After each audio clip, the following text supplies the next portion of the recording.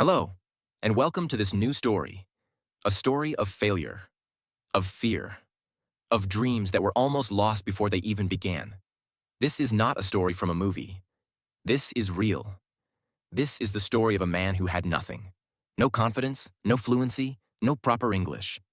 He lied on his resume, not to cheat, but to survive. He said he could speak English fluently, when he couldn't even introduce himself properly. He was terrified. But that one lie changed his entire life. This story is not just about learning English. This is about standing in front of people, your voice shaking, your hands sweating, and still choosing not to run. It's about the power of one decision, the pain of being laughed at, the tears behind closed doors, and the fire that started when he said to himself, "I will not lose." So if you've ever felt scared to speak, if you've ever felt small in a room full of confident people, if you've ever thought, "I'm not good enough," then this story is for you. Watch till the end, because this could be your story too. Part 1. My name is Lucas, and this is where it all started. My name is Lucas Rivera. I'm 26 years old. I come from a small town near Seville, Spain. You know, when people think about Spain, they imagine bright cities, loud laughter, flamenco music, and confident people. But my life wasn't like that. I grew up in a quiet house, with small dreams and big responsibilities. My father was a taxi driver. My mother worked in a bakery. They were kind, hardworking, and proud. But they didn't speak English, not even a single word.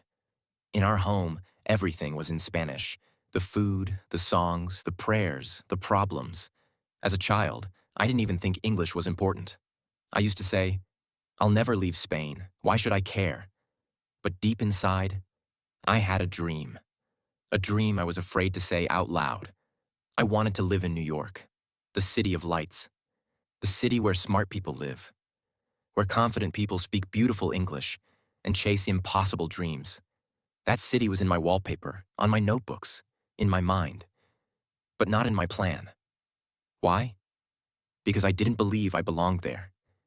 In school, English was my weakest subject. I could never understand grammar. I didn't know the difference between do and does, speak and talk. I would memorize answers before exams, but I never actually understood anything. I remember once in 9th grade, a teacher asked me to read a small English paragraph in front of the class. My hands were shaking. My lips got dry. I read it like a robot. Everyone laughed. The teacher said, "This is why practice is important." But what I heard was, "You're not good enough." After that, I never raised my hand in English class again. Years passed. I finished college. I studied graphic design. I was good at it, not the best, but good enough to dream of something more than a small town. One night, I was scrolling job websites, and I saw a position at a creative agency in Manhattan. I clicked it. The job description said, "Must be fluent in English, must be confident in meetings, international applicants welcome." I stared at those words. I wasn't fluent, I wasn't confident, but I was desperate. That night, I did something I never imagined. I opened my resume, and under languages, I wrote, English fluent. My hands were cold, my heart was fast, but I hit send. A week later, I got the email. "Dear Lucas, we loved your portfolio. Can we schedule an interview?" My stomach dropped. I didn't tell anyone, not my parents, not my friends, not even myself. I replied, "Yes, I'm available tomorrow." That night, I searched. How to speak English fluently in one day. It was stupid, I knew that, but I didn't know what else to do. I practiced fake answers. I wrote them down, memorized them like a child. I was not ready, but I showed up to the Zoom interview. They asked me, "Tell us about yourself." I smiled. My face was calm, but inside I was falling apart. I said, "My name is Lucas. I'm graphic designer from Spain. I love design. I want to work in New York." I made mistakes. My grammar was broken. But I said it with courage. They nodded. They smiled. Next day, I got the offer letter. I was hired. I couldn't believe it. My hands were shaking. I showed my parents. They didn't understand all of it, but they were proud. 2 weeks later, I was on a plane to New York. I had never been out of Spain before. I had never spoken full sentences in English before. But now, I had to live in a new country, work in an international office, and speak English every day. That lie on my resume became my biggest truth, because now, I had to survive it. Part 2. The first day. The boy who lied walked into reality. The plane landed at JFK International Airport around 5:45 p.m. My hands were cold, my back was stiff, but my eyes, they were wide open. For the first time in my life, I was in New York City, the land I had only seen in movies. Now it was under my feet. The air smelled different. It was cold, but not in a bad way. It smelled like smoke, fast food, and something exciting, like a secret that's waiting for you to discover it. I walked out of the airport and my heart started racing. The taxis were yellow. The roads were loud. People were walking fast, talking fast, eating fast. And yes, they were speaking English faster than my brain could understand. Everywhere I looked, I saw different people. White, black, Asian, Arab, Latino, Indian. This wasn't just one country. It was the whole world, standing on one street. And me? I was a small-town boy from Seville, wearing a blue jacket I had borrowed from my cousin, holding 2 bags and one big lie. I'm fluent in English. I had booked a small Airbnb room for a week. It was in Queens. I chose the cheapest one, $38 a night. The room was small, just a bed, a window, a tiny table, and a dusty lamp. But I felt rich. I felt like a movie star in a cheap hotel. Because this wasn't about luxury. It was about freedom. I spent my first evening walking. I didn't go to Times Square. I didn't go to the Statue of Liberty. I just walked around the blocks near my stay. I watched people. I listened to conversations. I looked at store signs and menus and tried to read them silently. I was hungry, but I was too scared to order food. I didn't know how to say it. What if they asked me something? What if I didn't understand? So I went to a small grocery store.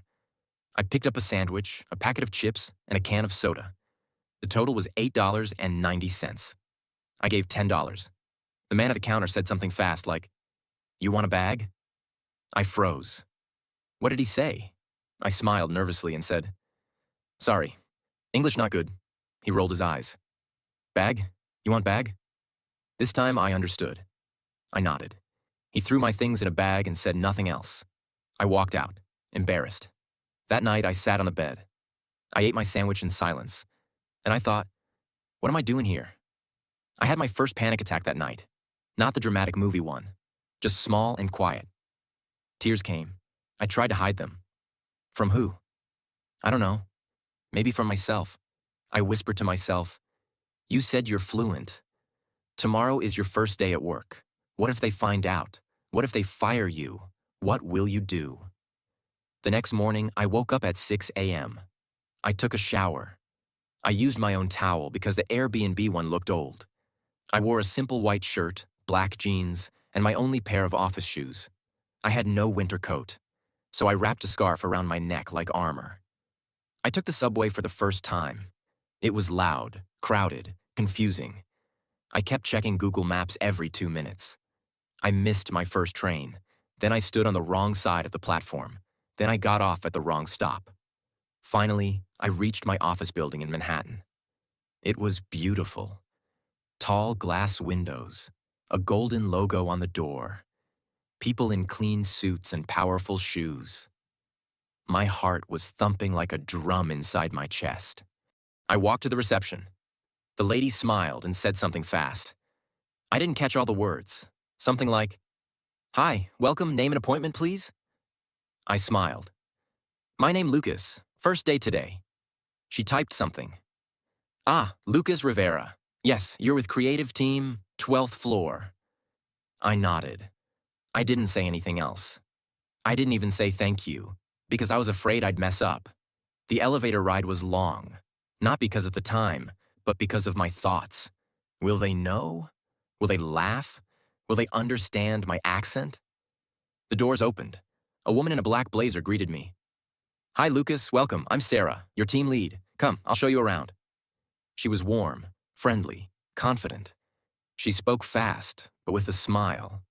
As she walked me through the office, I tried to listen. I caught only some words. "This is the pantry. Free coffee here. That's the conference room.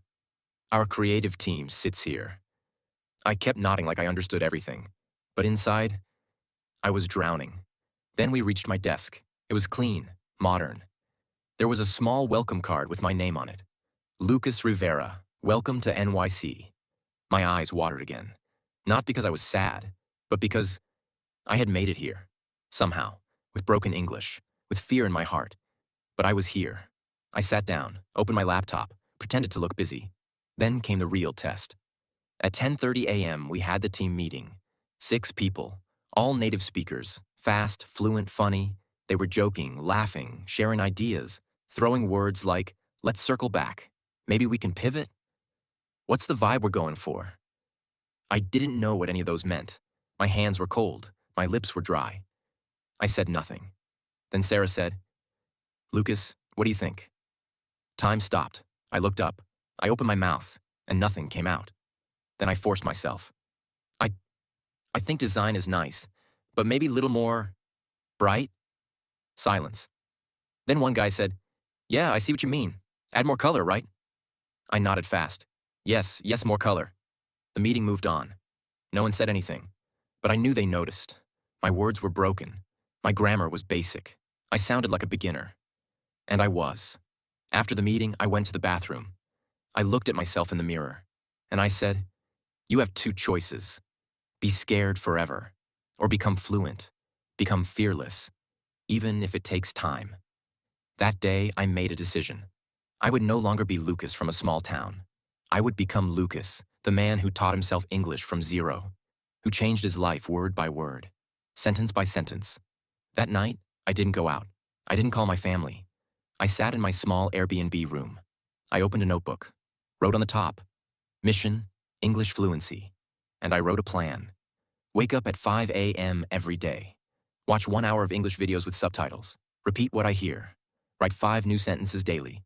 Speak in the mirror. Record myself. Don't miss a single day. No excuses, no fear. And finally, you lied once. Now earn the truth.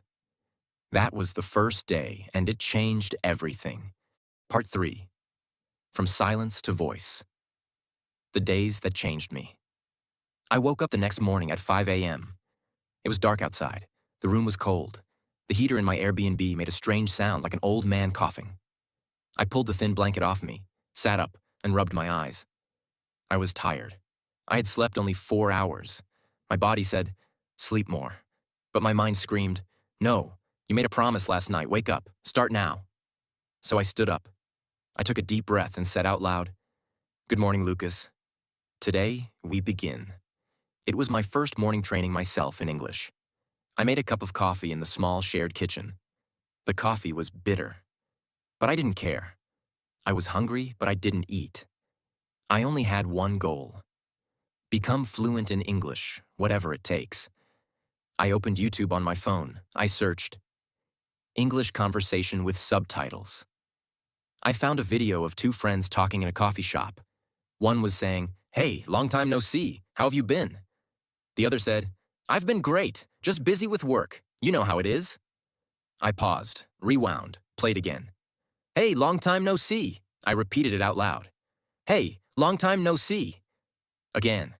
"Hey, long time no see." I spoke slowly, word by word. My tongue felt stiff. My mouth was not used to these sounds. It was like teaching a baby to talk. Then the second sentence.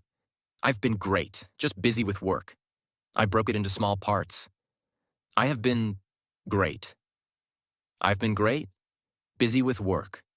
I repeated it 10 times. Each time I felt a little more confident. I had never done this before. Back in Spain, we just memorized grammar rules. Nobody taught us how to speak naturally. But now, here I was, a grown man in a foreign land, learning to speak like a child. And you know what? It felt powerful. That 1 hour practice became my morning ritual. Every day, 5 a.m. to 6 a.m. before work. no matter how cold, no matter how sleepy. I called it my power hour. After 1 week, I added a mirror practice. I would stand in front of the bathroom mirror and talk to myself in English. Sometimes I introduced myself. Hi, I'm Lucas. I work as a designer in New York. I love creativity and good coffee. Sometimes I acted like I was ordering food. Hi, can I get 1 cheeseburger, 1 fries, and a Coke, please? At first, I laughed at myself. I felt stupid, but I kept going. Because I remembered something I heard once. Embarrassment is the price of growth, and I was ready to pay that price. Every day after work, I came home tired. But I didn't stop. I made a schedule, 6 p.m. to 7 p.m. Watch English TV shows with subtitles, 7 p.m. to 7:30 p.m. Write 5 new sentences in my notebook, 7:30 p.m. to 8 p.m. Record myself speaking and listen to my voice. Yes, I recorded myself. My voice sounded strange. My accent was strong. My grammar was weak. But I did it. Every single day. One night, I was practicing in the mirror when my Airbnb host walked past the bathroom. He heard me talking and said, "You okay in there?" I smiled and said, "Yes, practicing English." He laughed. "Ah, good. You'll be American in no time." He didn't know it, but that was the first compliment I ever got on my English. I smiled the whole night. But not every day was happy. Some days I made mistakes at work. One time, I wrote an email that said, "Dear sir, please find the attached the file." My teammate replied with a correction. "Hey Lucas, just a quick tip. You can just say, 'Please find the attached file.' You don't need 'the' twice." I felt so embarrassed. Another time, I was giving a presentation. I wanted to say, "This feature will make the process faster." But I said, "This feature will make the process more fastly." Silence. My manager raised his eyebrow. A teammate whispered, "Do you mean faster?" I froze. My mouth went dry. My hands were shaking slightly. I nodded. Yes, faster. I kept going, but my confidence was gone. I could feel the heat in my cheeks. After the presentation, I went to the restroom and stared at my reflection. I whispered, "Why can't I just speak right?" On the train home, I sat by the window, trying not to cry in public. When I got home, I did cry. But then, I opened my grammar book. I wrote in bold letters, "Today I learned. We say faster, not more fastly. Adverbs can be tricky, but I'll learn them." I smiled through the tears, because I realized something big. Every mistake is a teacher. I wasn't failing, I was learning. After 2 weeks, I started going to coffee shops on the weekends. I had one goal: talk to one stranger every weekend. Just one. The first Saturday, I saw an old man sitting alone. I walked up and said, "Hi, my name is Lucas. I'm learning English. Can I sit?" He looked surprised. Then he smiled. "Sure, son. Sit down." We talked for 20 minutes. He told me about his wife who passed away. I told him I was from Spain. He said, "Your English is good." I said, "Not yet, but I try."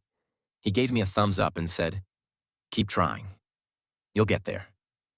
That day, I felt like a hero. Not because I spoke perfect English, but because I had the courage to speak at all. By the end of the first month, I had filled 2 notebooks with new words and sentences, practiced for 45 hours, spent $200 on coffee and snacks while talking to strangers, made 4 new friends, started understanding 60% of conversations at work. My confidence was growing. My fear was shrinking. But the biggest moment came in the second month. Our team had to present a new idea to a client. Sarah said, "Lucas, we want you to lead the design part." I panicked. "Me?" I asked. "Yes," she said. "You've worked hard, and it's time." I didn't sleep the night before. I practiced my lines 50 times. "Good afternoon, my name is Lucas. Today I will walk you through our design vision. We wanted something modern, clean, and emotional." The next day, I stood in front of the client. My hands were shaking. My voice was low.